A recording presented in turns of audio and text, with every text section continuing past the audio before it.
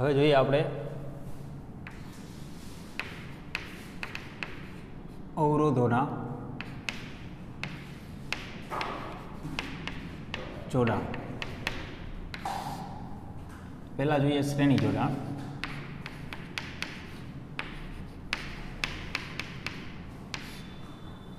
તો શ્રેણી જોડાણ કોને કહેવાય? અવરોધ માટે. ધારો કે આપણે અહીંયા બે અવરોધ વિચારીએ, એક R1 અને એક R2.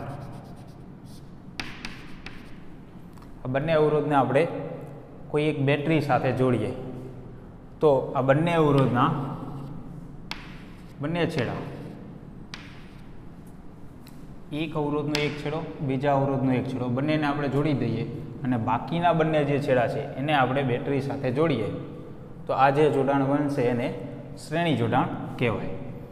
n અવરોધ હોય તો બધામાં એ રીતે એક અવરોધનો એક છેડો બીજા અવરોધ સાથે, એ જ રીતે ત્રીજા અવરોધ સાથે, આવી રીતે જોડતા જવાના. બરાબર. અહીંયા આપણે બેનું ઉદાહરણ લઈએ તો આ બંને અવરોધને અહીંયાથી આ રીતે હું આમ જોડી દઉં અને આ બંને છેડાને હું બેટરી સાથે જોડી દઉં.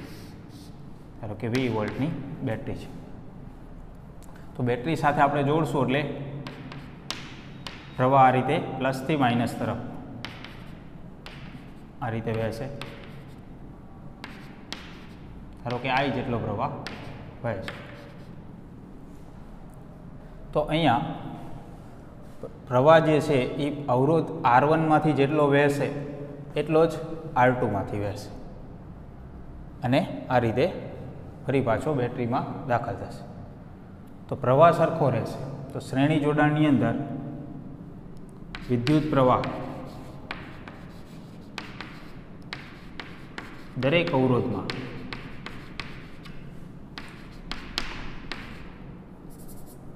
અવરોધમાંથી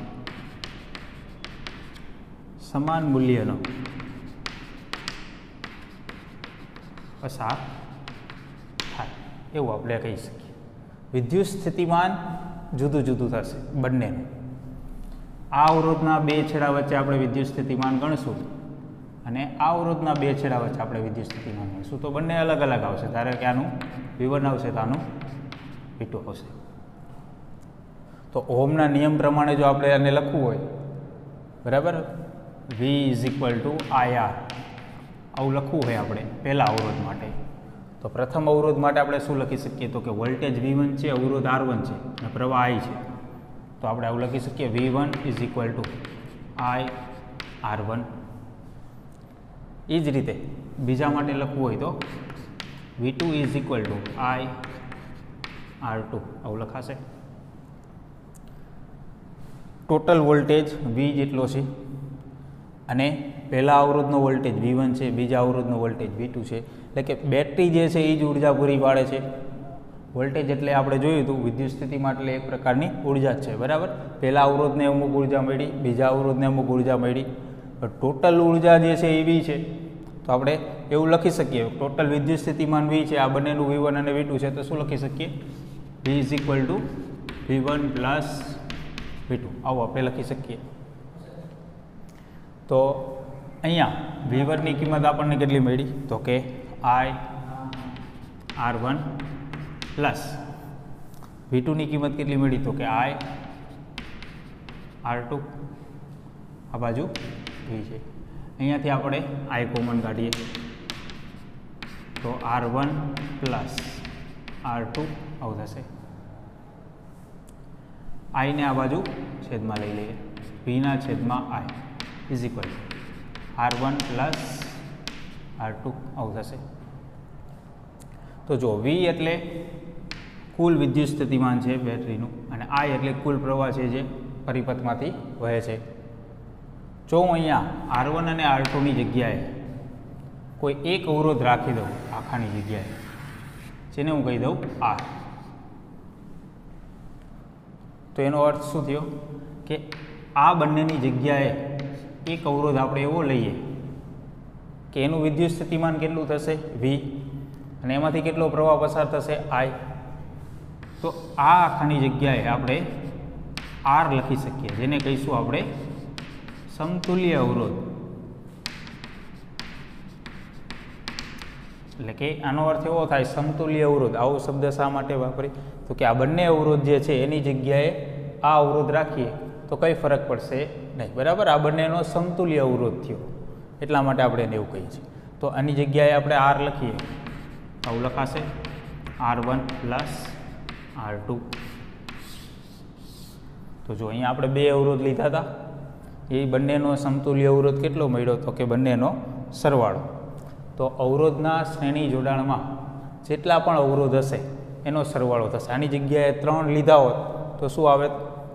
તો કે અહીંયા આપણે આ રીતે બે બન્યા, એવી રીતે અહીંયા ત્રીજું આવે V3 બરાબર I R3. તો અહીંયા પણ ત્રીજું આવે, તો અહીંયા પણ R3 આવે. બરાબર, તો અહીંયા પણ R3 આવે. તો એ રીતે ધારો કે હું એમ કહું ઘણા બધા અવરોધ છે, n અવરોધ.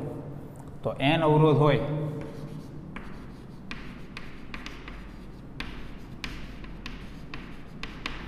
આ રીતે, ધારો કે R1 R2 R3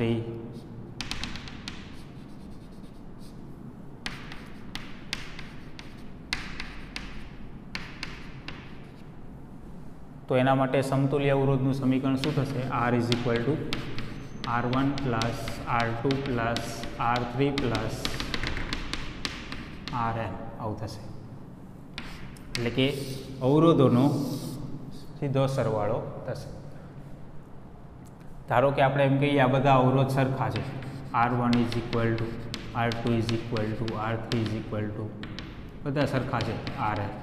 આના બરાબર આપણે R ડેશ કહી દઉં તો આ દરેકની જગ્યાએ R dash plus R dash plus R dash કેટલી વખત થશે? n વખત.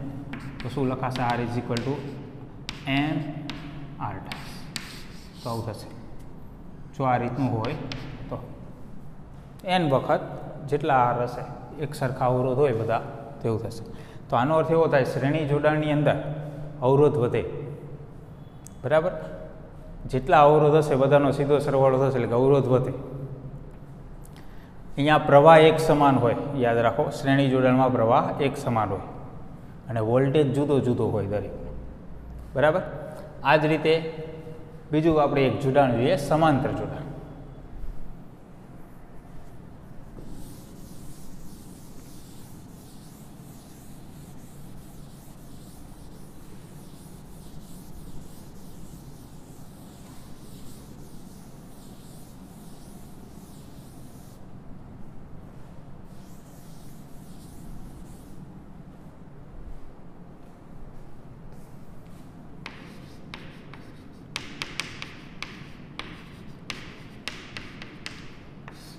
તો સમાંતર જોડાણ કોને કહેવાય? ધારો કે બે અવરોધ લઈએ, અહીંયા પણ આપણે R1 અને R2. તો બંને અવરોધના બંને છેડાને એકબીજા સાથે જોડી દઈએ. R1 નો એક છેડો અને R2 નો એક છેડો, એ જ રીતે આ બાજુનો એક છેડો અને R2 નો બીજો છેડો, બંનેને એકબીજા સાથે જોડી દઈએ. અને આ બંને છેડાને, જ્યાં આપણે જોડાણ કર્યું છે એ બંને છેડાને આપણે કોઈ એક બેટરી સાથે જોડી દઈએ. ધારો કે 20 વોલ્ટની બેટરી છે. તો આવું જે જોડાણ બનશે એને સમાંતર જોડાણ કહેવાય. તો આની જગ્યાએ ધારો કે વધારે અવરોધ હોય તો કે દરેક માટે આ જ નિયમ કે દરેક અવરોધના બંને છેડા બીજા અવરોધના બંને છેડા સાથે જોડાયેલા હોવા જોઈએ. બરાબર, આ રીતે એક છેડો બીજો છેડો, હજી ત્રીજો અવરોધ હોય તો એનો એક છેડો અને એનો બીજી બાજુનો એક છેડો, એ બંને એક જગ્યાએ ભેગા થવા જોઈએ. તો n અવરોધ હોય તો n અવરોધ આ રીતે જોડાયેલા હોવા જોઈએ. અહીંયા બતાવી દઈએ. જો n અવરોધ હોય તો દરેક અવરોધ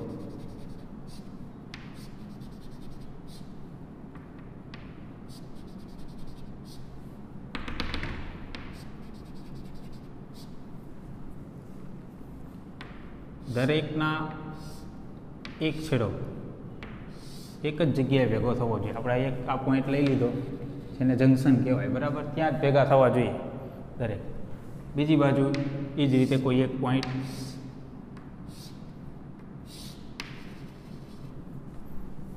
અને આ બંને પોઈન્ટ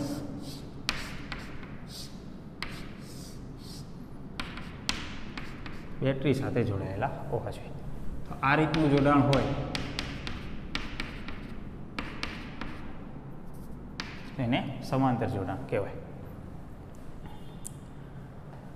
પ્રવાહ વિચારીએ આપણે તો આ રીતે વહેશે, પ્લસમાંથી બહાર નીકળશે આઈ જેટલો પ્રવાહ. હવે અહીંયાથી પ્રવાહ વેચાઈ જશે, કેમ કે અહીંયાથી બે તાર જુદા થાય છે. તો એક તારમાં કંઈક પ્રવાહ જશે, બીજા તારમાં કંઈક પ્રવાહ જશે. ધારો કે આ તારમાં I1 પ્રવાહ જશે તો આ તારમાં I2 પ્રવાહ જશે. તો અહીંયા પણ કેટલો પ્રવાહ આવશે? I1, કેમ કે આ તારમાં એક સરખો જ પ્રવાહ વહેશે. એ જ રીતે આ તારમાં અહીંયા કેટલો પ્રવાહ આવશે? I2. વળી પાછા બંને તાર અહીંયા ભેગા થઈ જશે, એક તાર બની જશે. તો I1 અને I2 ભેગા થશે, વળી પાછો કેટલો પ્રવાહ આવી જશે? I જેટલો પ્રવાહ આવી જશે, જે અહીંયાથી આ રીતે વહેશે. તો અહીંયા આ બંને તારમાં પ્રવાહની વહેંચણી થઈ. જ્યારે શ્રેણી જોડાણ હતું એમાં પ્રવાહ એક સરખો રહેતો હતો. અહીંયા પ્રવાહ વહેંચાઈ જશે, પરંતુ તમે વિચારો આ જે છેડો છે અને આ જે છેડો છે, આ બંને ડાયરેક્ટ બેટરી સાથે જોડાયેલા છે. એટલે કે આ અવરોધના બંને છેડા અને આ અવરોધના બંને છેડા સીધા બેટરી સાથે જોડાયેલા છે. એટલે કે આ અવરોધનો જે વોલ્ટેજ હશે R1 નો અને R2 નો, એ બેટરી જેટલો જ હશે, કેમ કે ડાયરેક્ટ એનું જોડાણ બેટરી સાથે જ છે બંને તાર. એટલે કે અહીંયા દરેક અવરોધ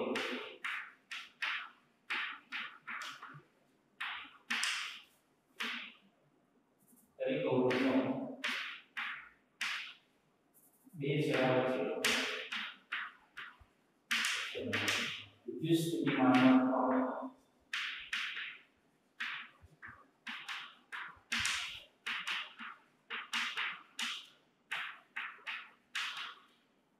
સમાન હોય છે. સમાંતર શ્રેણી જોડાણમાં પ્રવાહ સરખો હોય છે, ત્યારે સમાંતર જોડાણમાં વિદ્યુત સ્થિતિમાન દરેક અવરોધનો સરખો. તો ઓહમના નિયમ પ્રમાણે આપણે પહેલા અવરોધ માટે લખવું તો શું લખી શકીએ? V I1 R1. એ જ રીતે બીજા માટે લખવું V I2 R2. ચાલો આમાંથી પ્રવાહ I1 હોય છે, અવરોધ R2 છે, તેના માટે V I1 R1. અહીંયા આવશે I2. આપણે અહીંયા જોઈએ તો પ્રવાહ I જેટલો આવે છે, અને અહીંયા I1 અને I2 આવી રીતે ભાગની અંદર પ્રવાહ વહે છે.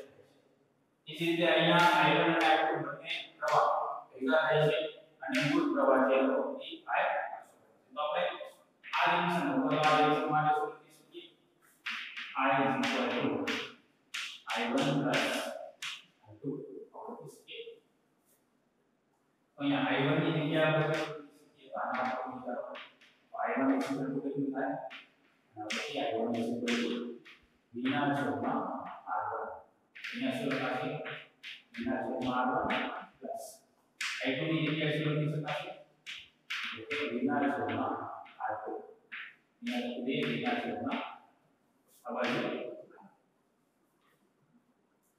અહીંયા બંનેમાંથી V કોમન કરશે તો V I V 1 ના છેદમાં R1 પ્લસ 1 ના છેદમાં R1. બીજા બધા છેદમાં જશે એટલે શું થશે? I ના છેદમાં V 1 ના છેદમાં R1 પ્લસ 1 ના છેદમાં R2. હવે જો અહીંયા આખાની જગ્યાએ એક અવરોધ R લઈ લો. આખાની જગ્યાએ અવરોધ R લઈ લો. તે અવરોધ માટે આપણે શું લખી શકીએ? કે આ અવરોધનો પ્રવાહ એનો એટલે I વોલ્ટેજ કેટલો તો V તો આના માટે આપણે શું લખી શકીએ? તો R V ના છેદમાં I તો આપણે લખી શકીએ. તો અહીંયા જો આવે છે ટોટલ પ્રવાહ I છેદમાં V. V ના છેદમાં I હોય તો આપણે લખી શકીએ. તો અહીં જગ્યાએ આપણે શું લખી શકીએ? 1 ના છેદમાં R1 પ્લસ આ જે R છે એનું શું થશે? સમતુલ્ય અવરોધ. એનો એટલે આ બંને અવરોધનો સમતુલ્ય અવરોધ. તો જો અહીંયા સમાંતર જોડાણની અંદર જે બંને અવરોધ હતા એનો વ્યસ્તમાં સરવાળો કરીએ બરાબર 1/12 નો પ્લસ 1/12 તો સમતુલ્ય અવરોધનો વ્યસ્ત ગણ જ્યારે શ્રેણી જોડાણમાં શું થતું ડાયરેક્ટ સરવાળો R1 R2 R3 જેટલા અવરોધો બધાનો સીધો સરવાળો કરીએ તો સમતુલ્ય અવરોધ મળે સમાંતર જોડાણની અંદર વ્યસ્તમાં સરવાળો કરીએ તો સમતુલ્ય અવરોધ વ્યસ્તમાં મળે આની જગ્યાએ n અવરોધો હોય તો શું થાય બરાબર ધારો કે 3 અવરોધો R તો અહીંયા શું આવે I3 બરાબર v ના છેદમાં R તો અહીંયા પણ આવે v ના છેદમાં R3 પ્લસ તો અહીંયા આવે 1 ના છેદમાં R અહીંયા આવે 1 ના છેદમાં એટલે n અવરોધ હોય n અવરોધ હોય R1 તો અહીંયા આ રીતે તમે પ્રવાહ જે આવશે તો એ બધા મળે છે I1 I2 I3 એ રીતે આ બધા પ્રમાણે લખેલા I1 I2 I3 I1 એ ટોટલ પ્રવાહ છે તો દરેક માટે આપણે પદ્ધતિમાં સંતુલિત આ એક જ અવરોધ નહીં હોય દરેક જીરો કાર્ય બરાબર તો R = 1 R = R1 plus R2 plus R2 plus કે 1 R તો આ જો મેં તો દરેક અવરોધ સરખા છે R1 R2 R3 બરાબર R1 R2 બધા સરખા અને એ હું R પ્લસ તો કહી દો તો શું લખાશે 1 R plus 1 R plus 1 R plus R n વખત આવશે તો 1 R n ના છેદમાં n વખત છે તો R R ના છેદમાં તો સમતુલ્ય અવરોધ કેટલો છે R ના છેદમાં n બરાબર છેદમાં n ને બદલે R કરતા પછી કિંમત થશે એટલો ભાગ થયો એટલા અવરોધ હશે એટલે એનો અવરોધ એનો અર્થ શું થાય સમાંતર જોડાણની અંદર અવરોધ ઘટી જાય જેટલા અવરોધ હશે એના કરતા સમતુલ્ય અવરોધ હશે એ ઘટી જાય એવું આપણે કહી શકીએ આના રિલેટેડ સ્વાધ્યાયમાં એક બે દાખલા આપ્યા છે જોઈએ આપણે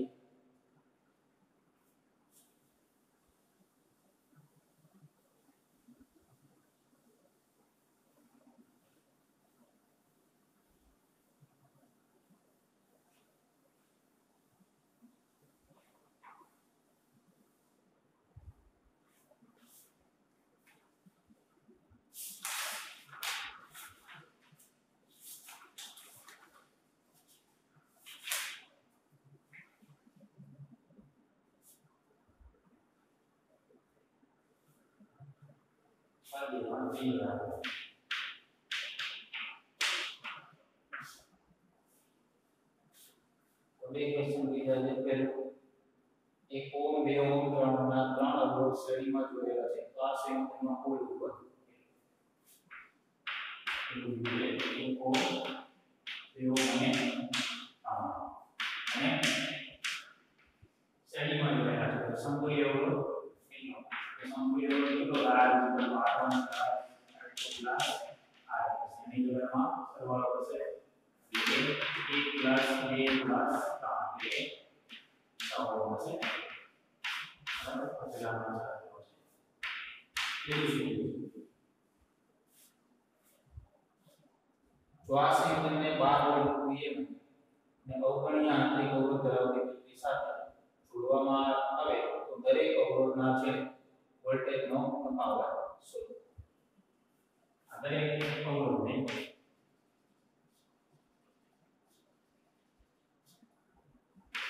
R1 R2 R3 1 ઓમ 2 ઓમ અને 12 વોલ્ટની બેટરી સાથે જોડો V તો દરેકના છે વોલ્ટેજ ગણવાનો તો આપણી પાસે આ ત્રણેયનો સમતુલ્ય અવરોધ કેટલો થાય 100 ટોટલ વોલ્ટેજ કેટલો છે ટોટલ પ્રવાહ મળી જાય કે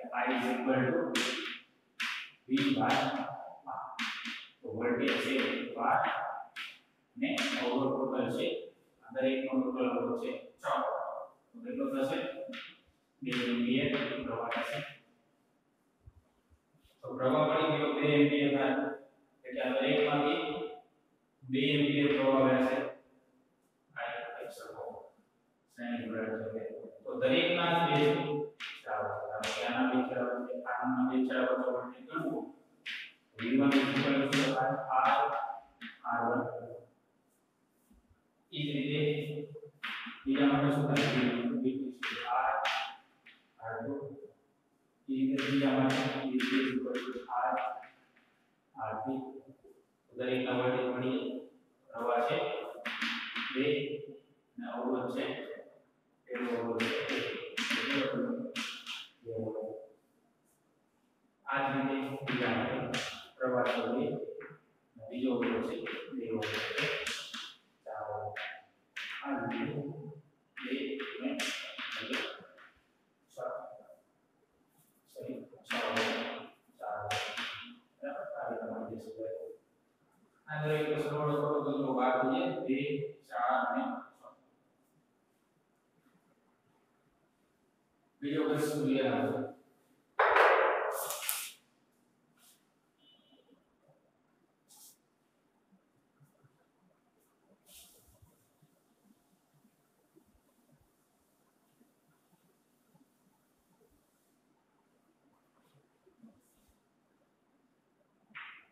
સ્વાધ્યાયમાં છઠ્ઠો દાખલો 2 4 અને 5 ઓહ્મના ત્રણ અવરોધને સમાંતરમાં જોડવામાં આવે છે અને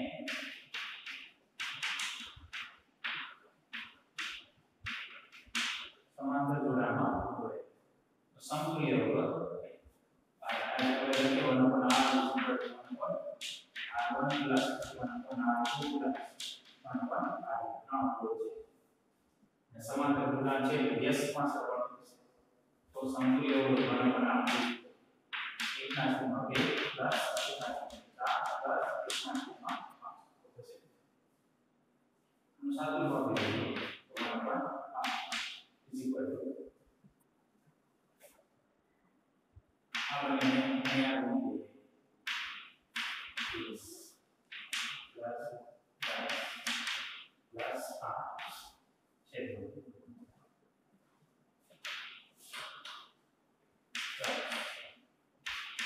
R is equal to 40 ના છેદમાં 38 1 point something આવશે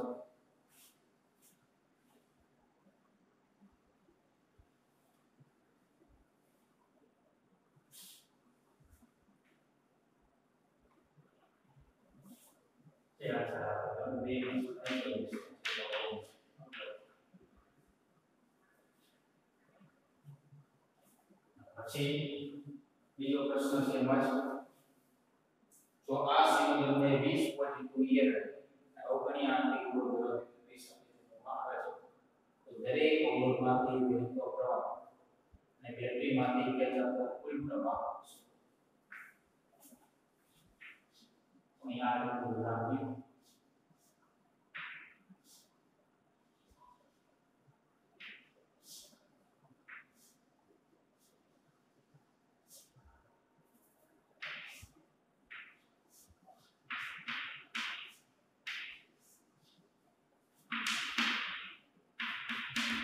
20 વોલ્ટની બેટરી સાથે જોડવામાં આવે છે દરેક અવરોધ R1 R2 અને R3 તો ટોટલ પ્રવાહ કેટલો વહે છે દરેકમાંથી કેટલો પ્રવાહ I1 I2 અને એ ગણવાનું ટોટલ પ્રવાહ કેટલો અને દરેકમાંથી કેટલો પ્રવાહ ટોટલ પ્રવાહ કઈ રીતે મળશે તો I V ના છેદમાં ટોટલ વોલ્ટેજ કેટલો છે 20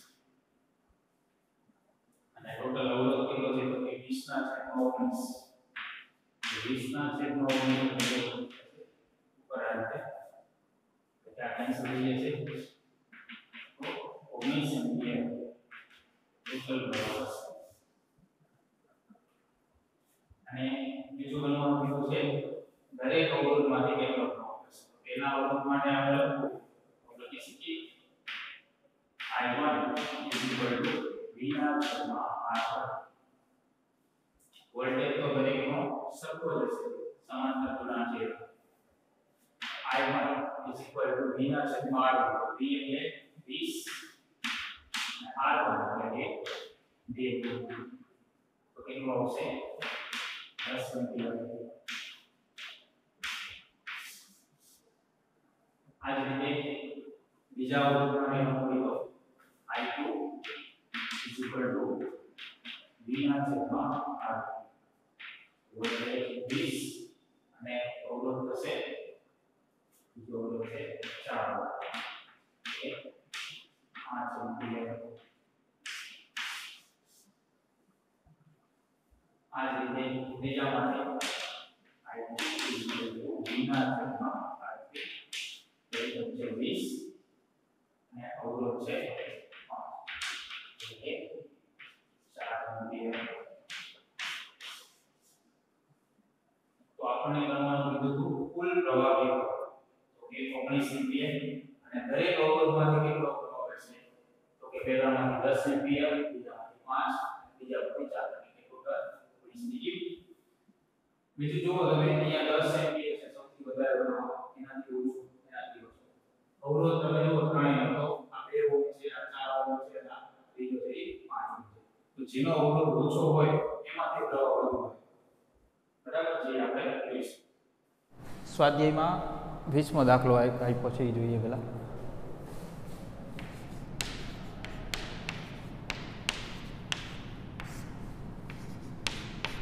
પહેલું કીધું છે દરેક R અવરોધના આપેલા n અવરોધ તમે કેવી રીતે જોડશો કે જેથી તમને મહત્તમ અને લઘુત્તમ અસરકારક અવરોધ મળે, અને મહત્તમ અને ન્યૂનતમ અવરોધનો ગુણોત્તર કેટલો હશે. સમાન મૂલ્યના સમાન મૂલ્ય R અવરોધ n જેટલા છે. હવે એને કેવી રીતે જોડીએ આપણે તો મહત્તમ અવરોધ મળે. તો અવરોધ વધે ક્યારે તો કે શ્રેણી જોડાણ હોય તો, અને શ્રેણી જોડાણ હોય તો સમતુલ્ય અવરોધ R1 પ્લસ R2 પ્લસ આ રીતે n સુધી હશે. તો દરેક અવરોધ R મૂલ્યના હોય અને આપણે R ડેશ કહીએ. દરેક મૂલ્ય R, દરેક અવરોધનું મૂલ્ય R હોય તો કેટલી વખત n વખત સરવાળો થશે, એટલે કે કેટલું થશે NR. તો આ મહત્તમ થશે અવરોધ. આ જ રીતે લઘુત્તમ અવરોધ ક્યારે થાય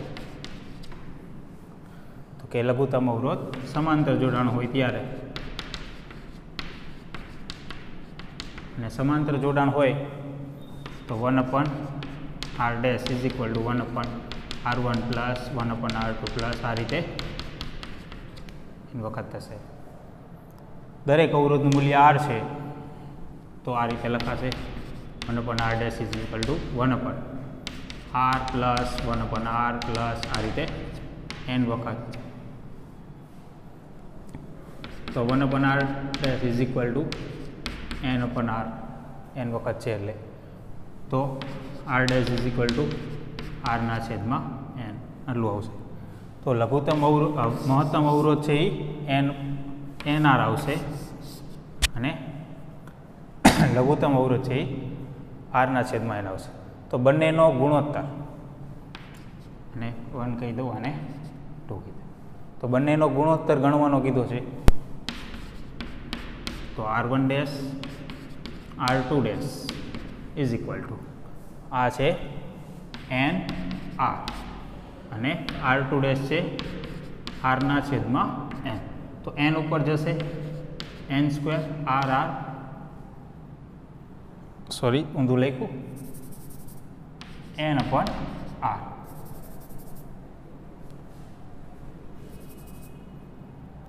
નહીં, બરાબર જ છે. આરના છેદમાં એન જ છે. આર કેન્સલ થઈ જશે, એન ઉપર જશે એટલે કે એન સ્ક્વેર. તો ગુણોત્તર કેટલો આવશે? એન સ્ક્વેર આવશે. બરાબર. તો પહેલો ક્વેશ્ચન આવો હતો. બીજો ક્વેશ્ચન છે જેની અંદર કીધું છે 1 ઓહમ 2 ઓહમ અને 3 ઓહમ અવરોધો આપેલા છે. તો તેમને કેવી રીતે સંયોજિત કરવાથી આપણને સમતુલ્ય અવરોધ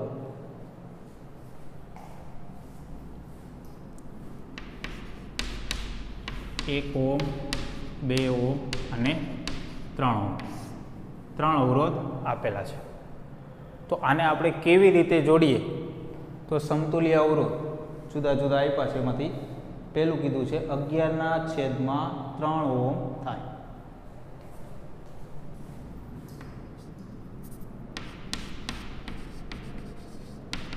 સમતુલ્ય અવરોધ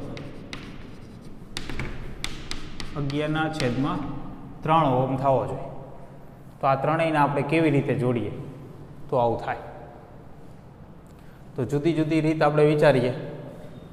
11/3 ઓહમ થવું જોઈએ તો શ્રેણીમાં સીધો સરવાળો થશે અને સમાંતરમાં વ્યસ્તમાં થશે. બરાબર. તો ધારો કે આ બંનેને હું શ્રેણીમાં વિચારું, પહેલો અને બીજો, તો ટોટલ અવરોધ થશે 3. ત્રીજાને એની સાથે સમાંતરમાં વિચારું તો 1.5 થઈ જશે, કેમ કે 1/3 પ્લસ 1/3 એવી રીતે થશે, એટલે 2/3 ઉલટાવશું તો એ રીતે નહીં બને. આ બંનેને આપણે સમાંતરમાં રાખીએ,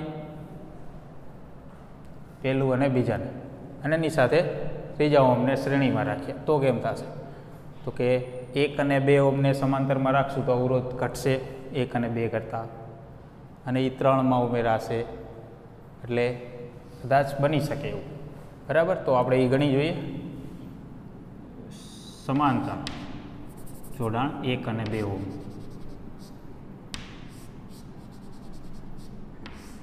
એની સાથે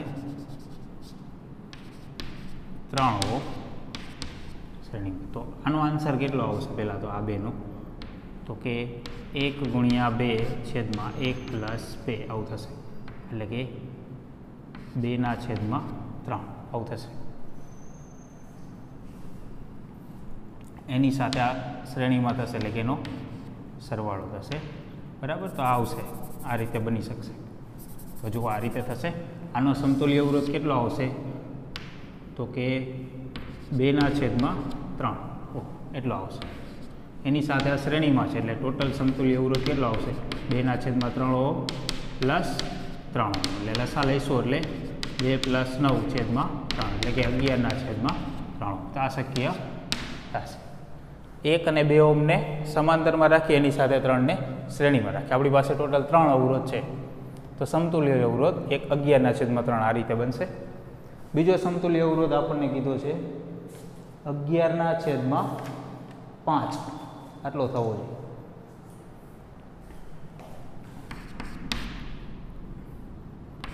(11/5) આટલો સમતુલ્ય અવરોધ થવો જોઈએ. તો એના માટે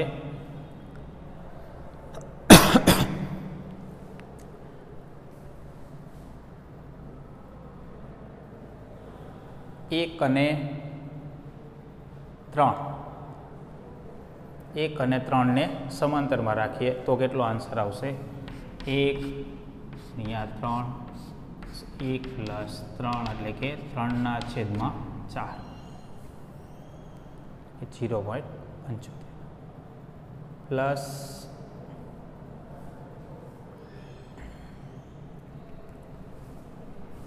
2 કેટલું આવશે? નહીં આવે, છેદમાં 5 રહેવું જોઈએ, લઈ શકીએ નથી. બરાબર. ને કેટલા અવરોધ જોડી શકીએ આપણે મેક્સિમમ? આ 3 જ જોડવાના, વધારે નહીં.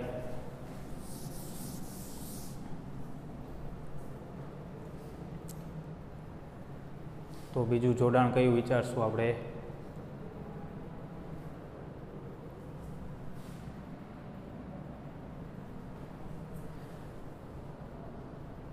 2 અને 3 એને સમાંતરમાં જોડીએ, એની સાથે 1 ઓહમને 2 અને 3, બરાબર. આવું કરીએ તો જોઈએ શું થાય. આનો જ આન્સર આવશે 2 ગુણ્યા 3 છેદમાં 2 પ્લસ 3 એટલે કે 6/5, બરાબર. આટલાનો આન્સર આવશે 6/5. એની સાથે 1 ઓહમ શ્રેણીમાં એટલે કે 6/5 ઓહમ પ્લસ 1 એટલે કે સમતુલ્ય અવરોધ 5/5 તો થઈ જશે 11/5 ઓહમ, બરાબર. તો આ શક્ય થશે. તો 11/5 ઓહમ કરવું હોય તો 2 ઓહમ અને 3 ઓહમ એને સમાંતરમાં અને 1 ઓહમને એની સાથે શ્રેણીમાં, તો એ શક્ય બનશે. હજી સમતુલ્ય અવરોધ એક કીધો છે, કેટલો થવો જોઈએ કીધું? 6 ઓહમ. તો 6 ઓહમ તો સીધું જ છે, 1, 2 અને 3 શ્રેણીમાં જોડી દઈએ એટલે 6 ઓહમ થઈ જાય. પછી કીધું છે 6/11 ઓહમ. તો 6/11 ઓહમ બધાને સમાંતરમાં જોડી દઈએ, 1 ઓહમ, 2 ઓહમ અને 3 ઓહમ બધાને સમાંતરમાં જોડી દે શું થાય? 1/1 પ્લસ 1/2 પ્લસ 1/3 બરાબર 1/8. આનો આન્સર આવશે 2 પ્લસ 3 પ્લસ 1 એટલે કે 6/5/6. 1/r બરાબર. તો r = 6/5, બરાબર. તો આ રીતે બનશે. દરેકને સમાંતરમાં જોડી દઈએ.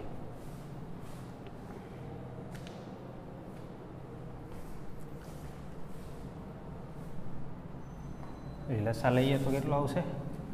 અહીંયા આવશે 6, અહીંયા આવશે 3, અહીંયા આવશે 2, છેદમાં આવશે 6. તો 6/11 એટલું થશે. તો 6/11 બનશે અને એ જ ગણવાનું કીધું, 6/11 થવું જોઈએ. તો આ રીતે જોડાણ કરશું તો એ રીતે મળશે. હજી ત્રીજો ભાગ છે આમાં જ.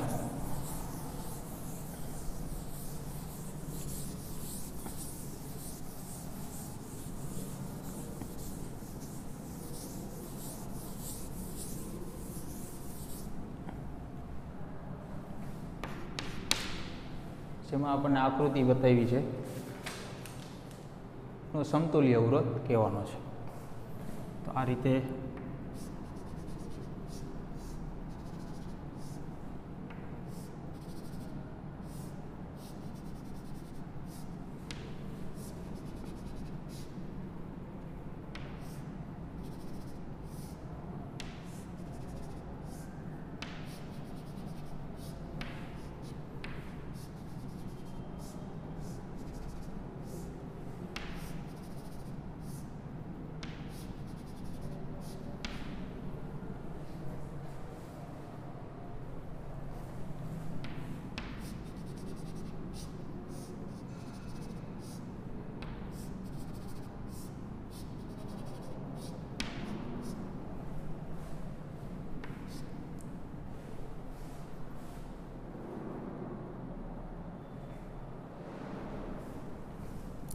આ દરેક 1 ઓહમના છે.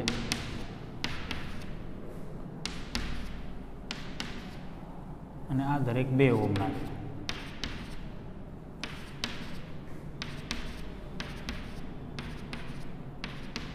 બરાબર.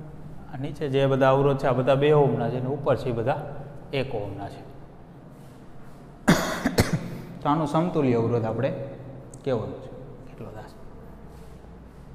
તો જોઈએ આપણે અહીંયા આ જે જોડાણ છે આ દરેક પોઈન્ટ આને આપણે પહેલાં ધ્યાનમાં લઈએ. અને બી કહી દઉં આ છેડાને અને આ છેડાને એ કહી દઉં. તો એ અને બી વચ્ચે આપણે સમતુલ્ય અવરોધ. તો જો અહીંયા આ અવરોધ અને આ અવરોધ એકબીજા સાથે જોડાયેલા છે છેડા, આ શ્રેણીમાં છે. એ જ રીતે આ પણ શ્રેણીમાં થશે, આ પણ શ્રેણીમાં થશે અને આ પણ શ્રેણીમાં થશે. એ જ રીતે અહીંયા થશે. જો આ બંને અવરોધ એકબીજા સાથે સીધા જ જોડાયેલા છે તો આ શ્રેણીમાં થશે. એ જ રીતે આ થશે, એ જ રીતે આ થશે. તો આ દરેકના સમતુલ્ય અવરોધ કેટલા થાય? આનો કેટલો થાય? તો કે એનો થશે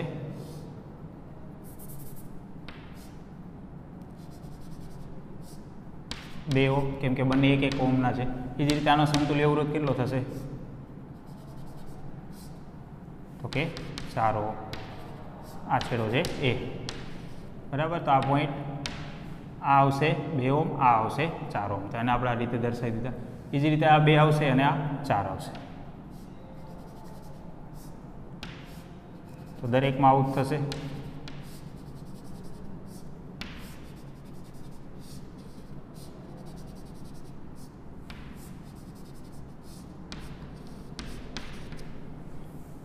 આ દરેક 2 ઓહ્મના આવશે અને આ દરેક 4 ઓહ્મના આવશે. હવે જુઓ, આ બધા અવરોધ છે 2 અને 4. આનો એક છેડો અને બીજો છેડો. એ જ રીતે 4 ઓહ્મનો એક છેડો અને બીજો છેડો બંને એક જગ્યાએ ભેગા થાય છે. તો આ બંને કેવા થયા? સમાંતરમાં. એ જ રીતે આ બંને સમાંતરમાં થશે, આ 2 સમાંતરમાં થશે અને આ સમાંતરમાં થશે. સમાંતરમાં થાય તો શું આન્સર આવે? 2 ગુણ્યા 4, 2 પ્લસ 4 એટલે કે 8/6, એટલે કે 4/3 આવું થશે. તો આનો આન્સર આવશે આટલા ભાગનો 4/3. તો આ દરેકનો 4/3 જ આવશે. અને એ બધા આ રીતે થશે. હવે 4/3 પ્લસ 4/3 બધા શ્રેણીમાં. તો ટોટલ કેટલું થશે? સમતુલ્ય અવરોધ 4/3 4 વખત આવશે, એટલે કે 16/3 ઓહ્મ. આટલો સમતુલ્ય અવરોધ એનો બનશે. બીજી એક આકૃતિ આપી છે એની સાથે,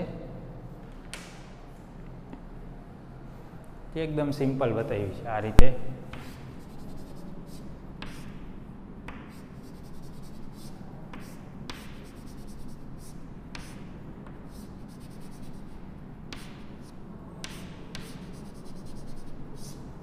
આવી રીતે બતાવ્યું છે.